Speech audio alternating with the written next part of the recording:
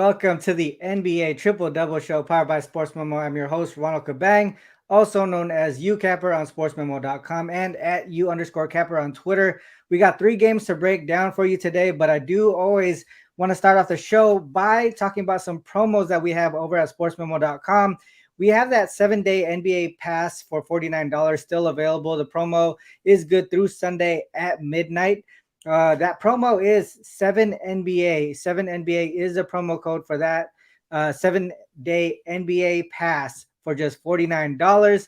We also have another promo here to ring in the 2023 year. Get up to 84 days free. We want to give you 23% more on any of your all access packages of 30 days or more or longer. Head to sportsmemo.com after the show to get more info on that. So I believe it's for like a 30-day package, you get 7 days more. I think the year long is the 84 days and whatever it is for the 90-day, but 23% more days added to your long-term all access package to bring in the 2023 new year. The other promo available that I believe there's still some $2 Tuesday cappers available on the site. Dan Kaiser, Insider's Room, and Tim Michaels all available still. $2 each, or all 3 for just $5. The $2 Tuesday cappers are still live. So head over to sportsmemo.com to check out all the promos. And also make sure you hit the like and subscribe button before you head over there. It does help us grow tremendously, especially this show here as we continue to go through the NBA season. With that said, let's bring our boys here onto the panel. We got Jeff Michaels and Moneyline Matt in the building. Man, it was a interesting day yesterday. We only had it was a small slate, but really good games. Did you guys have anything going on yesterday? Yeah, I had a pretty. I think I had 6 plays yesterday, and probably went a little too heavy for myself. I came back down to earth. It was my first negative day in 8 days. I ended up going 2-4, so looking to bounce back today, and had a plus 4,500 SGP on Twitter that missed by 1 Jordan Clarkson assist. Had the whole half to do it. A ton of people took it. Definitely sucks. But some people were tweeting out, got some big hits on that. So always nice to see. And like you said, though, really good slate today. A lot of opportunity and ready to break it down. Awesome. What about you, Jeff? Yeah, I was watching them. I had some interest in the games, but I had a big college basketball play actually that won, and Rutgers had the upset. So nice game there, and watch the game. So definitely exciting, but bigger slate today. Definitely a lot to look at on the card today. Love it. Yeah, yesterday was the first losing day in 5 days, so hopefully we continue to go in the right direction overall. I mean, it's a bounce back day for me, but it was only I think we went 1 and 2, so nothing too crazy. Not having to really bounce back too much, but always wanting a big win after any losing day. So let's get into the slate here.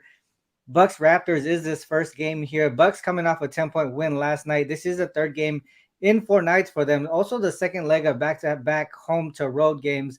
Middleton is still out, I believe. Right before the game, George Hill, Drew, and Ingles were all announced out as well. They've lost and failed to cover in 6 of their last 7 road games. And then also the Raptors, they're coming off an 8-point loss to the Pacers on the road. This is the first of 6 games at home. But they were on the road for just 1 game, and that was against the Pacers. Otto Porter is out for the Raptors here. They've been playing a lot of home games here. Do you think they feel a little bit comfortable, or that one off game where they went on the road? Will that kind of mess that up for them as far as like a travel fatigue spot? What do you think, Jeff? I think it's interesting. I mean, you got a Bucks team that you mentioned it. They've lost 4 out of the last 6, but they have won 2 out of the last 3. So maybe they're getting back into a stride. They're taking on a Toronto team, I mean, that's been struggling to say the least. They're 3-9 straight up in the last 12. They're 4-8 against the spread over that span. But, I think last week, if I'm not mistaken, we were talking about Milwaukee's defense when I was on the show with you guys too, and how they've taken that step backwards. And both these teams surprisingly have trended immensely towards the over. I mean, the Bucks have gone over in 8 out of the last 11 games, and Toronto's gone over in 7 out of the last 10. And, Milwaukee struggled on the road, to say the least. They have a losing record straight up on the road. They're 8-9 away from home. They're just Mhm. 5-10 against the spread in those games. Toronto's 11-8 straight up, and they're at least 10-9 against the spread. So, this one's a tough one for me. I feel like Milwaukee's turning things around and they got a struggling Toronto team. Normally, these two teams, I'd probably be all over the under, but Mhm. the way they've been trending recently, I'm staying away from that total, in my opinion. Yeah, I think for me, the reason why I stay away from the totals is because of the pace of play is so different between the two, right? Bucks play fast, the Raptors play slow, and how do you know who's going to really control the pace in this game? I mean, it would be depending on who's winning, right? I feel like if the Bucks are up, they're probably going to continue to push the pace, while the Raptors, if they're up, then they would probably slow it down a little bit. It's interesting because the Bucks, they're on the second leg of back-to-back games, but they've actually been performing well, 3-0 straight up and ATS during this season on the second leg of back-to-back games. But then, we've talked about their struggles, like you mentioned, Jeff, on the road here. They've allowed opponents to go over in 6 straight road games in this spot. Matt, what do you think? Do you think that the Raptors can get it done here? Yeah, I think. I mean, I don't know. Personally, this is a game I'm staying away from. I really don't like I don't like this game whatsoever. And I'll be honest with you, it kind of right now with this Bucks team, I just got to continue fading this lineup because they're not getting it done. Especially without Drew Holiday, without Chris Middleton. It's literally just been Giannis or nothing.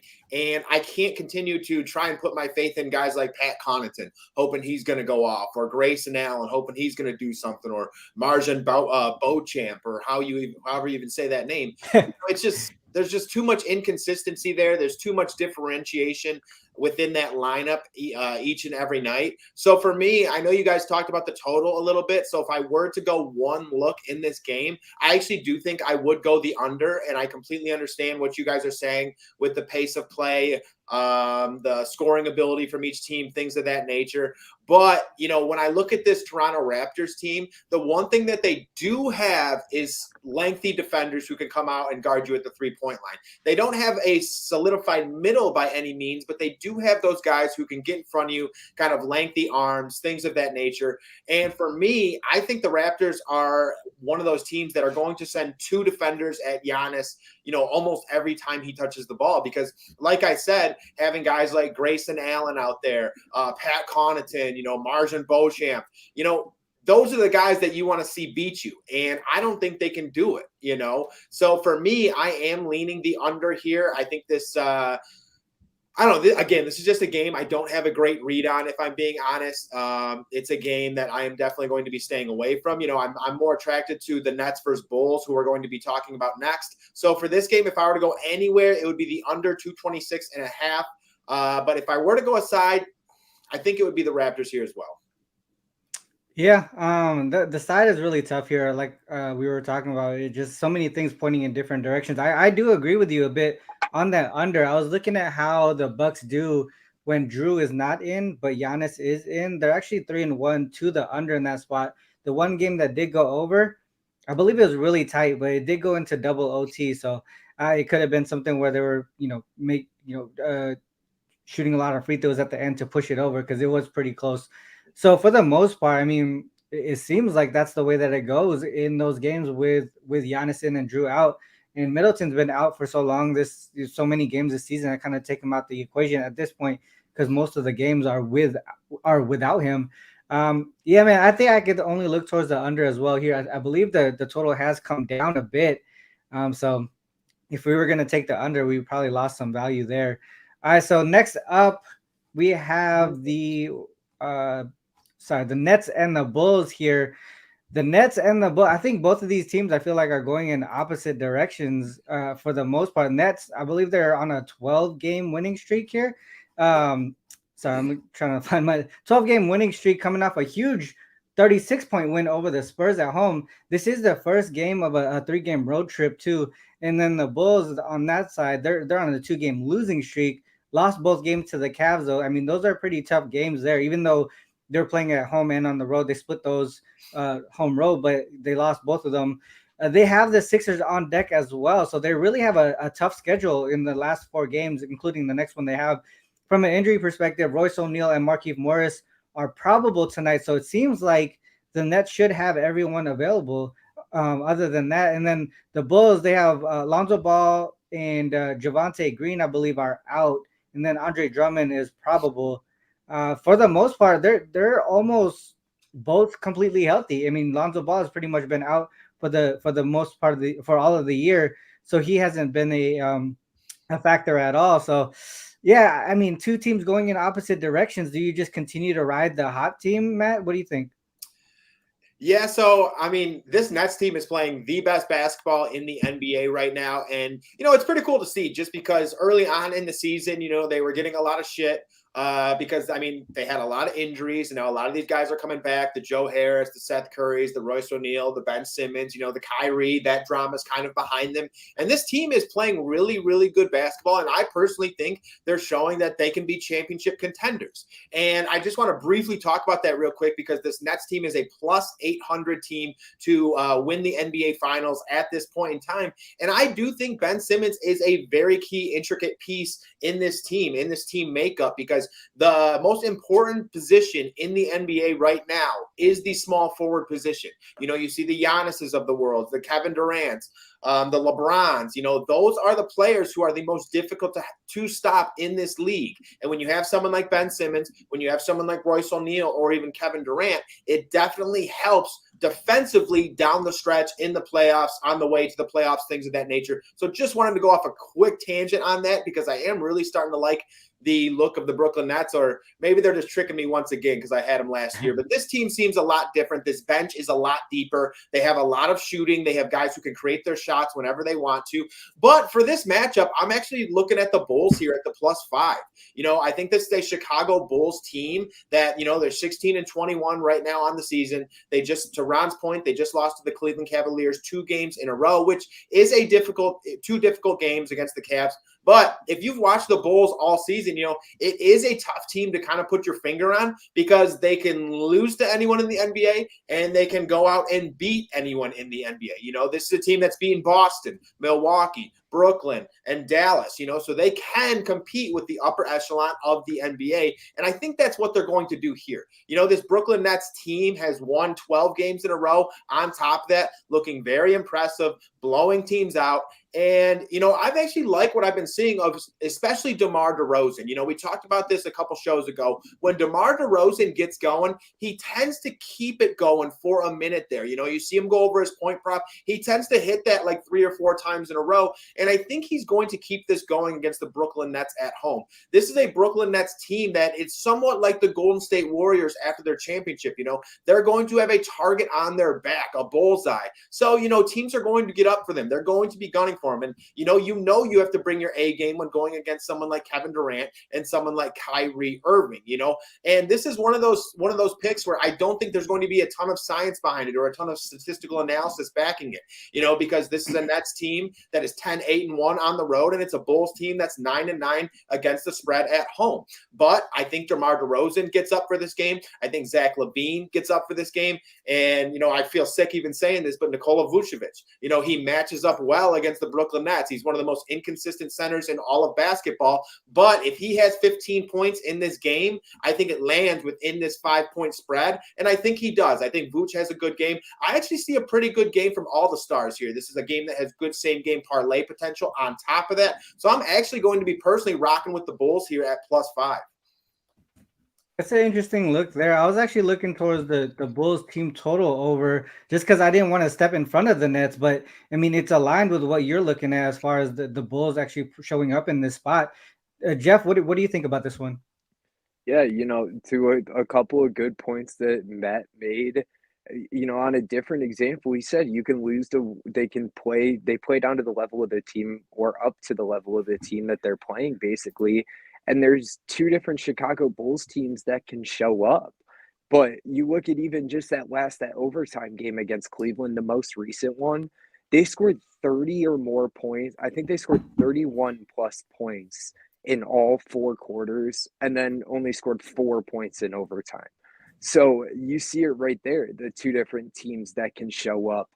And the Brooklyn, I mean, even beyond that 12-game winning streak, they're 16-1 in the last 17 games, and they're 15-5 on the road, revenging a straight up loss as a favorite over the last 2 years. And, I think Ben Simmons even might be a good look for tonight. I'm not loving the side because a lot of the things I did find point towards the Nets.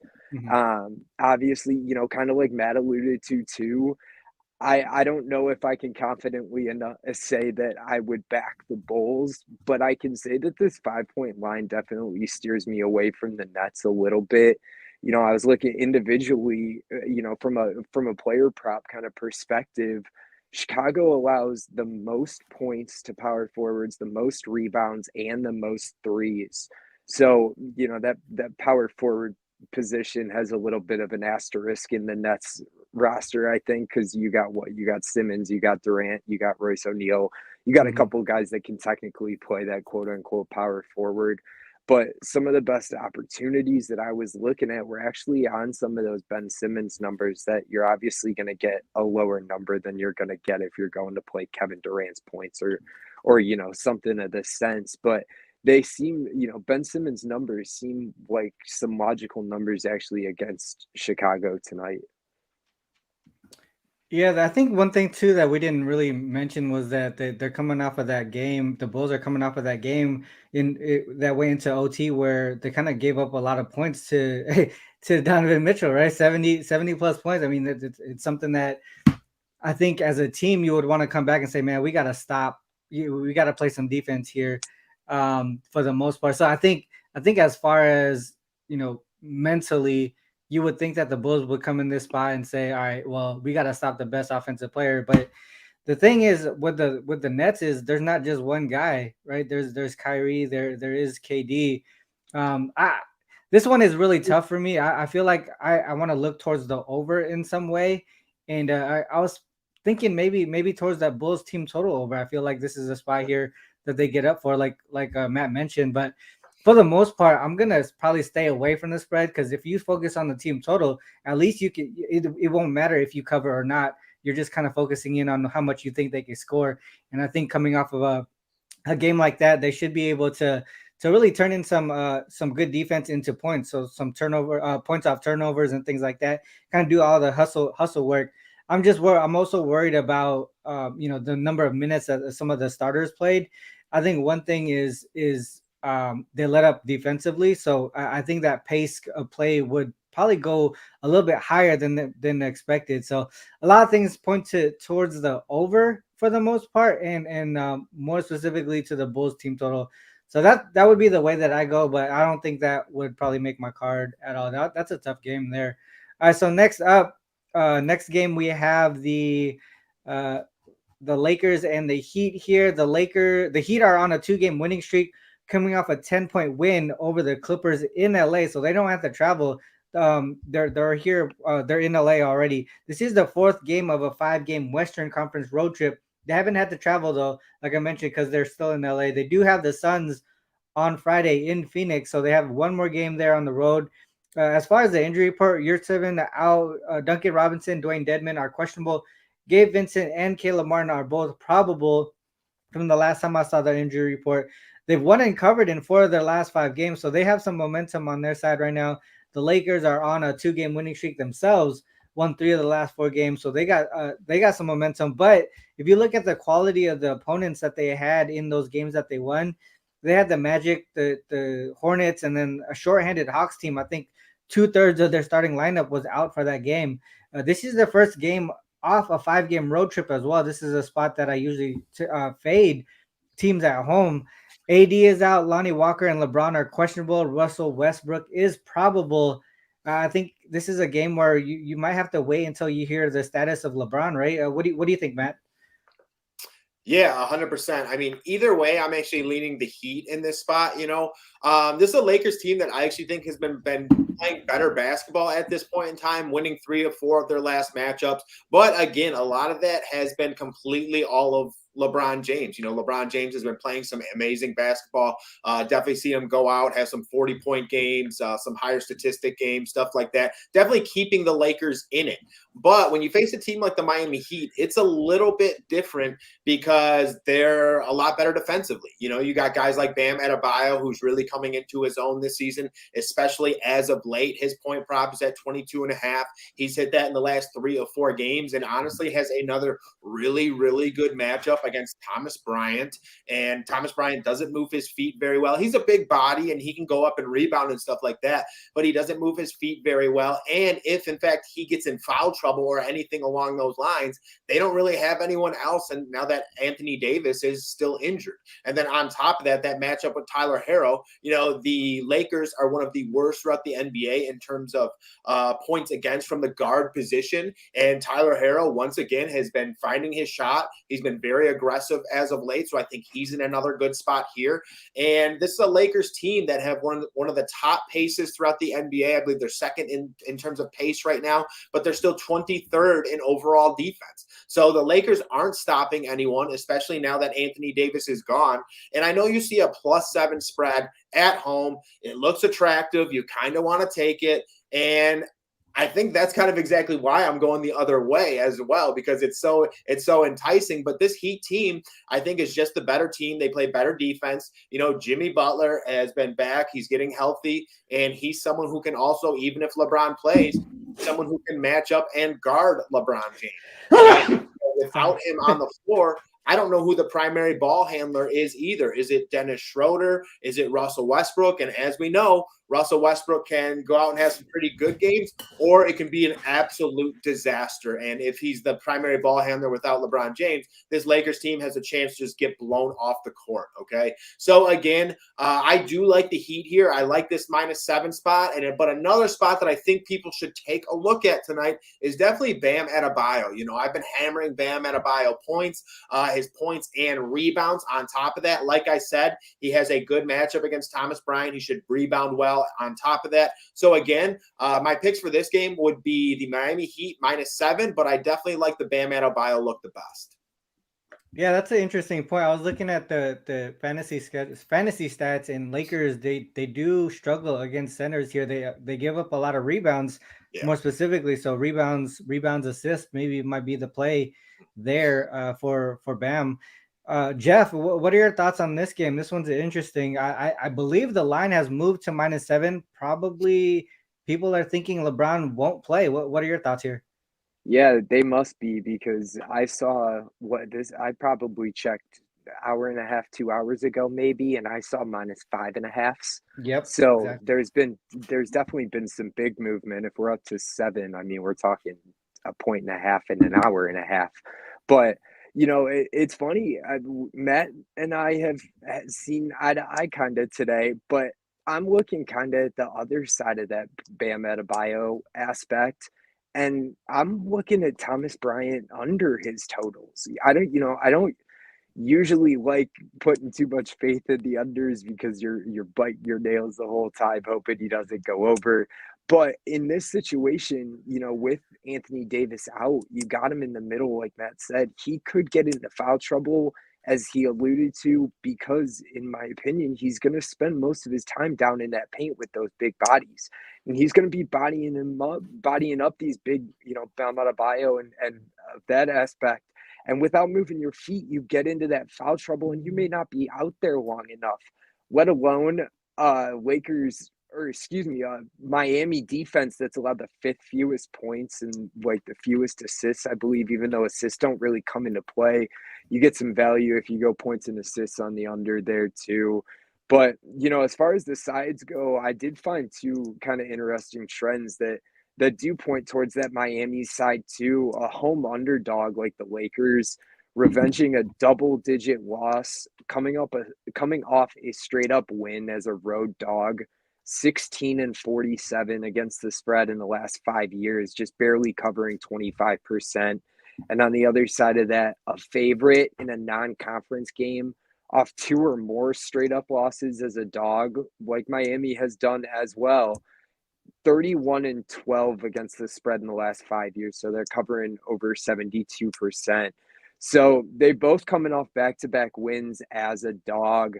And I do think I like Miami in this one. Again, they grabbed this line now, in my opinion, before, if it really is shifting that way, maybe there is some LeBron news that we don't know about that you want to jump on because LeBron out. I mean, I don't know. You guys, Ryan, you can touch on this, but that's got to move it at least, another point and a half beyond that. Yeah, at the very least, from what I see, For sure. I was looking at too. So while you were talking there, I mean, you brought up some good points, but I also looked at if LeBron really is out, how have the Lakers been doing in that spot? And they're 3-5 straight up, 2-5-1 ATS. But I think the big thing is 6-2 to the over, and we've seen the total kind of jump up as well from open. I think 2 points or 2.5 points from the open total. Maybe it would be a look towards the over because you're not going to see a lot of defense from the Lakers, like Matt already mentioned, and with LeBron also being out, a lot of the wing players will have that ability to be able to score on the Heat side because most of the players that do score are on the wing, like Butler and Harrow and all that stuff. So I would probably look towards the over there. Another and that trend also without LeBron also points towards Miami. One other thing to look at really is just, I mentioned earlier the Heat are on a sort of a not a I wouldn't say a great winning streak, but I feel like their wins have been a little bit better quality than those of the Lakers. They've won 4 of the last 5, but the Lakers won 3 of the last 4. And like I mentioned, they beat the Magic, they beat the Hornets, and the Hawks were shorthanded. So I don't know if I could take the current, form of the Lakers too seriously at this point. A lot of things to me are pointing towards Miami as well, and also towards the over. So those are the 3 games. Did you have any prop looks if LeBron is out? Who do we look at? Are we just gonna go Russ? I was actually almost going to ask you, Ron, if you got those numbers pulled up on that LeBron thing. It Yeah. kind of plays into this sense. Is it the trending towards the over? Is it because they're putting up more points, or is their offense changing more, or is it just the lack of defense that's trending towards the over? Well, for the most part, it's really a mix, right? Because here they're about what 5-3. Sorry, 5-3. Their opponents are going over their team total, and then on their side, they're 5-3 to the over. So they're still yeah, I scoring. think they're just scoring. They're still able to score, but they're allowing more as well, for the most part. So and also some of these numbers, some of these totals here, I would say what's the total for this one? 229.5. So the higher totals are going over. So 228.5, 233, they're all going over. Yeah, I mean that would be the way that I look here. Yeah, I like that. All right. Well, with that said, it's time for the best bets. Jeff, let's go with you. What's your best bet for today's show, and what do you have going on the premium side here? Yeah, appreciate it, guys. I always enjoy being here on Wednesdays. Last week, I was kind of the reason we were a little rushed, so it's nice not having a time crunch today as quite as much. But I got my top play today over there is actually in college basketball. I've been looking at this NBA slate, but a couple of the major plays I'm still waiting on those injury cards to come out. But as far as my best bet goes, guys, I am looking at a prop for this one, and I'm looking at Harrison Barnes going over his points and rebounds at 20.5. Atlanta's one of the worst teams in the league defending against the small forward position, especially when it comes to rebounding. So I will say I gave some attention to, I believe Harrison Barnes' rebounding total is at 5.5 at minus 105. So you actually laying a little less juice there. But I wanted to take those points into it too, just a little bit extra juice because of the way that he has been scoring to start the new year. But even beyond that, and he's proven throughout his years that he's kind of got that length and that stretch wing kind of aspect to be able to grab rebounds. He's gone over this number in 5 out of the last 9 games, and the teams that he's done it against has been the better competition. And now he has a good opportunity against a team and an opponent specifically in DeAndre Hunter, who missed 3 straight games with an ankle injury. came back to play just 2 days ago, and he played 38 minutes in a double OT game. So I feel like there's some questions there to be had about, how consistent and what level DeAndre Hunter is going to be able to perform at, and if he's going to be able to keep up with the veteran presence of Harrison Barnes. Excuse me. So I like Harrison Barnes points and rebounds over that 20.5, or you can look that over 5.5 boards. That's a good look there. Moneyline Matt, what is your best bet for today's show, and what do you got going on the premium side as well? Yeah, so right now I have one premium play up. Definitely going to be adding to that going forward. It's a really solid NBA card. And like I said, I had my first negative day in 8 straight days. So definitely looking to bounce back there. And Sprays, to answer your question in the chat real quick, LeBron is, I believe, a game time decision. Correct, Ron?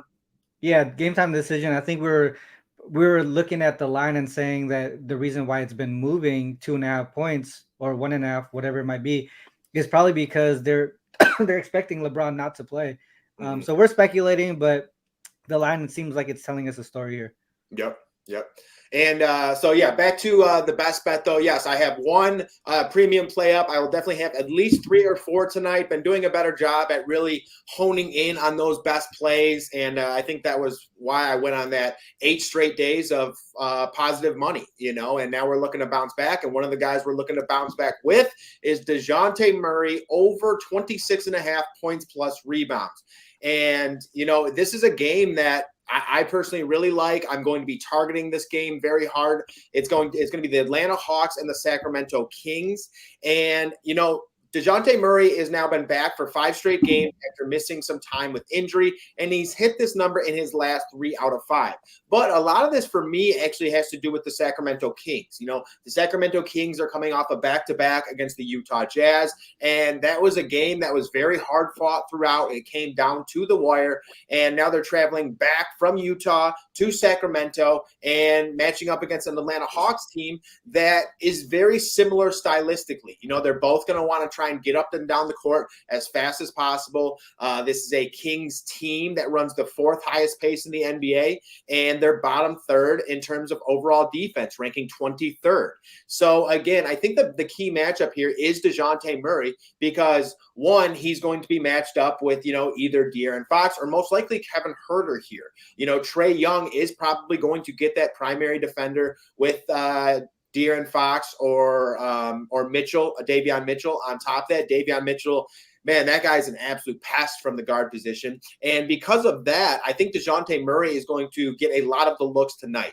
And, in the past, DeJounte Murray also has really liked playing the Kings. He's had 22 points, 26 points, 25, and 29 points in his last 4 matchups against the Sacramento Kings. And since returning from injury, his last 3 games in terms of rebounding have been 9 rebounds, 7 rebounds, and 10 rebounds. And I think tonight is another good matchup for the DeJounte Murray in terms of rebounding because you have Domantas Sabonis on one end and you have John Collins on the other. Both of them are very good, solid rebounders, and I think they're going to focus a lot on keeping each other from getting to the glass. And when that occurs, that's when guys like DeJounte Murray come in and gobble up those rebounds. He's also someone who, again, this game sets up very well for him stylistically. He's someone who likes to get the rebound, get the ball, and push it up court immediately. And the Kings, again, 21st in terms of, 23rd in overall defensive rating. And this is also a Kings team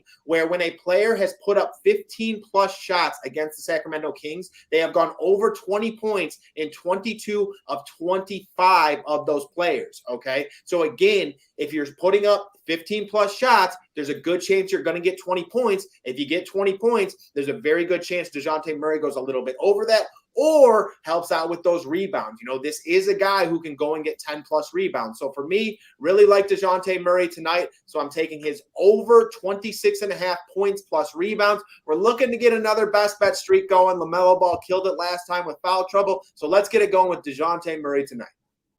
Awesome. I like that look a lot. I think opposing guards do well against the Kings, especially with the pace of play. And I mean, if you look at their defense the last 10 games, I believe they're in the bottom 5 of the league in defensive rating. Yeah. Last 10 games. So they're really struggling there, and they have a fast pace. So you could always look towards the over on opposing players. For me, my best bet, I'm going to be looking towards the Blazers and Wolves game here. The Blazers, they're actually coming off a huge win, a 29-point win over the Pistons at home. This is the first of a 3-game road trip as well, so they have some travel there. The Blazers, they've actually haven't had multiple home games in a row since December 12th. They pretty much had to travel for every single game except for when they played the Thunder in back-to-back games in mid-December. They've lost and failed to cover in 3 straight road favorite situations, which they are currently. They opened as dogs. Now they're here as favorites. I just think there's going to be a little bit of a letdown here by the Blazers here. They won by a huge margin. The last time the Blazers beat a team by 25 or more points, they actually lost the following game by 21 outright as favorites. So the way that I'm looking really is a fade of the Blazers here. And on the Wolves side, they are coming off of a nice 13-point win without D'Angelo in third game at home in a 4-game homestand. So they're feeling comfortable at home. They haven't had to travel, opposite of what the Blazers have had to do. And if you're looking at trends here, I looked at the Wolves in season revenge situations, teams that they lost to in the previous matchup within the year. 4-3 straight out, 4-3 ATS. But I looked at the games where it was a faster pace or a higher total. I looked at totals greater than 230, 4-0 straight up, 4-0 ATS in those spots. They beat the Spurs, Grizzlies, Jazz, and Thunder. Really, the only way that I could look is towards the Wolves here. Another thing, too, so for the season, after scoring 120 plus points in a game like they did against Denver, the following game they're 8-1 straight up, 7-2 ATS, 7-2 to the under. Though they're actually playing better defense in the game following a strong offensive performance, but for the most part, everything is pointing me towards the Wolves covering here. I think the line is going in the opposite direction. I would take the +1 or +1.5. There might be some buyback later on, but the Wolves +1, +1.5 would be the way that I go in this game. That might actually make my premium card. I think that probably might be one of the few plays that I have today. Just like Matt, I was on a pretty good positive streak, 5 straight days on the positive side overall, including college basketball. And yesterday was my first loss in a while, so hopefully we get back on our winning ways here starting today. But that is my best bet for today. And I'll probably have my premium plays posted sometime after afternoon Pacific Standard Time, like I normally do. And with that said, I want to make sure you guys take the time to just click the like and subscribe button below. I mean, like I said earlier, it helps us tremendously, especially this show, the NBA Triple Double Show. It's gonna help us, possibly, hopefully, maybe we can make it 5 days a week. I don't know if we get enough traction on this show, we get enough viewers, and it pushes us to have more shows. Maybe we can have it 5 days a week. Mm-hmm. And with that, I believe the promo is one last time, 7-day NBA pass for $49. Promo code 7NBA. Bring in this 2023 year with up to 84 days free, 23% more on any of your all access passes, 30 days or more. So if you get the 30-day, I believe it's 7 days extra. If you get the if you get the year long, it's 84 days extra. And then also the $2 Tuesday cappers are still live. Make sure you head over to sportsmemo.com after the show there. With that said, our next show on Friday, we're going to have myself, Moneyline Matt, and Nick Parsons, the Insiders Room, on Friday, 10 a.m. Pacific Standard Time. Till then, good luck with all your action. Peace. Peace out, y'all.